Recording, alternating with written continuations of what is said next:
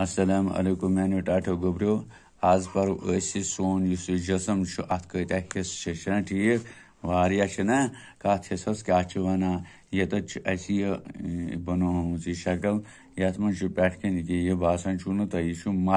masas şuna öz urdu pört bal. Ya vanashas bal अंग्रेजी pört vanach öz at hier. Tatro fikri diga janabo öç at vanach urdu pört अंग्रेजी point वना छस आई क्या वना छस आई पद गई ये निमजा ये छ एमएस नास त आत क्या से वना छ उर्दू पॉइंट नाक त अंग्रेजी पॉइंट वना छस नोज पद गोस ये गो एमसुन चोंट यानी वोट वगैरह त आत वना छ होंट लिप्स सत्र फिक्रे एथे कनन छ ये पर किन ये सी जाय छ ये गात वना छ छत एस वना छ चस्ट या वनो सो ब्रेस्ट तो याद कोर आस वन ब्रेस्ट अगर मोनू या कोट वन चस्ट इथे कन गई हेड यथ वन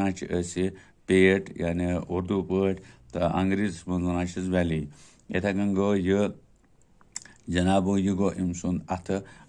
यथ वन हाथ तो अंग्रेजी पे वन हैंड तो फिक्रे यम जाए इस जाय कुठ वन कुठस वन गुठना हाँ उर्दू पे तो खुद कन वन नी क्या वन नी पत क्या गो यह तो यथ क्या वन पाऊँ यानी खोर खोरस वन उर्दू पे पाऊँ तत्रो फिक्रे तो अत वन फुट इथे कन अत ब्रो कन ओंगज तो इन वन टोज तो अंग्रेजी पे वन अत उर्दू पे वन अत उंगलियाँ पाऊँ की उंगलियाँ या वो पंजा या वो पाऊँ का पंजा थोड़ा यप ब्याक कि यह जाय यानी यह पे मस मस मस तल यानी यह कल हूँ यह गो सोरी कल तो अत वन सर या वन हेड इथे कन पे यह जाय ये कन छना ये कत तो अत वन उर्दू पे कान तो अंग्रेजी पे वन ईयर थोड़ा याद तो इथे कन मजबाग उस जाय यथ वन दंद अंदर किन थोड़ा पीक वटन अंदर किन इन वन दंद उर्दू पे अंग्रेजी पे वन टीथ क्या वन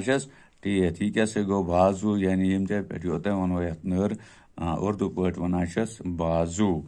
तो यम जाय यथ वन खुनवट छना यम जाय कि हाँ नबर को नान अज्जा हिश तथ वन उर्दू पे कहनी तो हुत वन एल्बो अंग्रेजी पे अम पे यमन वन ओंगज अंग्रेजी उर्दू पे वन उंगलियाँ तो उर्दू पे वन उंगलियाँ अंग्रेजी पे वन फिंगर्स क्या वन फिंगर्स यह गई जंग अरवर थोड़ा फिक्रे अत वन टांग क्या वन टांग या अंग्रेजी पे वन लेग तत्रो फिक्रे तो यम गथे कन थवन याद पन्नस जन इंसानस पन शक्ल या पन जिसम तथ पे हेकु तुम वर्त कत क्या थवा याद यमी पे वो तुम दो त्रे पीर पे हेकु पन्नस पानस पे वुचित अस कत मस अत क्या वनो अस कत तथ क्या वनो अस कत नस तथ क्या वनो अस कत वुट तथ क्या वनो अस कत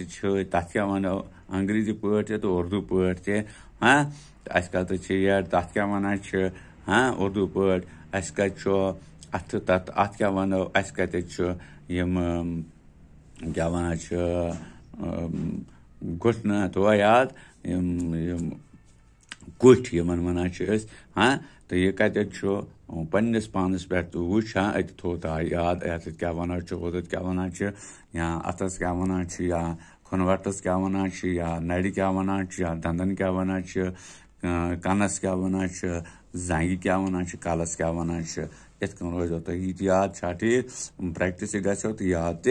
तोजो तो फिक्रे यह शक्ल वो तुम वार कत क्या लिखित तो अमी हिसाब करो तुम याद हाँ यम हिसाब तुम पृनो वनो सा मसस क्या वन तुम वनो जवाब कलस क्या वन तुम वनो पाने जवाब ठीक आज गो यूत अम पे वो हाँ बाकी क्या अत मुतलिक सह हावो तुम इंशाअल्लाह रहमान बशर्ते कि जिंदगी आयंद।